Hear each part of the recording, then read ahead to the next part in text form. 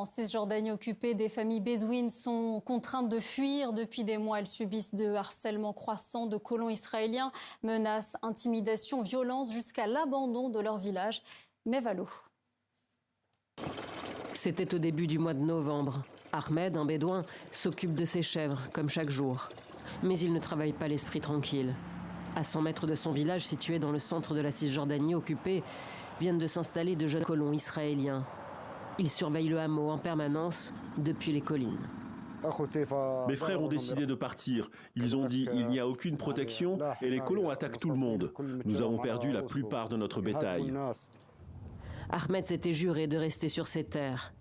Il vit désormais à 13 km de chez lui avec 4 de ses frères et leur famille. Un colon est venu s'installer au sommet de la colline, près de chez moi, surplombant directement ma maison. Il criait toute la nuit, lançait des pierres et traversait les maisons. C'était des harcèlements que personne ne pouvait supporter. Un déplacement forcé pour la sécurité de ses enfants, assure Ahmed. Quitter un lieu où vous avez vécu toute votre vie est extrêmement douloureux, surtout lorsque c'est à cause de groupes agissant comme des mafias qui viennent vous déraciner. C'est dur, mais que peut-on faire? Ce sont eux les forts et nous les faibles. Nous n'avons aucun pouvoir.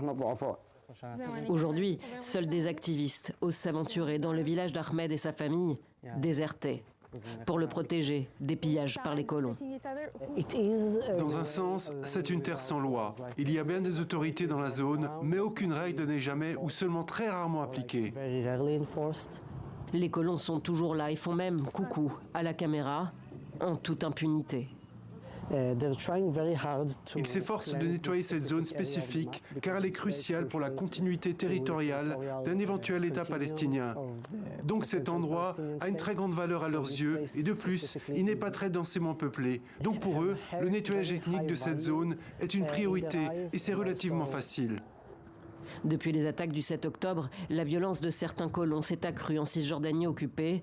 Les agresseurs ne sont quasiment jamais traduits en justice, relèvent les ONG qui recensent les incidents.